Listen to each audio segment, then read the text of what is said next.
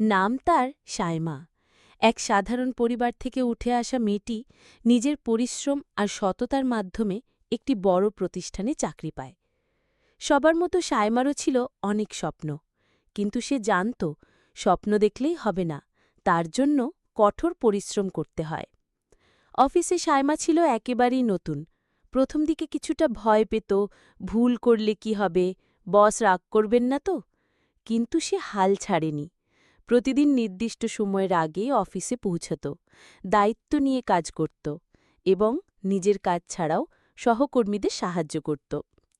একদিন অফিসে একটি গুরুত্বপূর্ণ প্রজেক্টে সমস্যা দেখা দেয়। সবাই যখন হতাশ, তখন সায়মান নীরবে কাজ করে সমাধান বের করে ফেলে। বস খুব অবাক হন।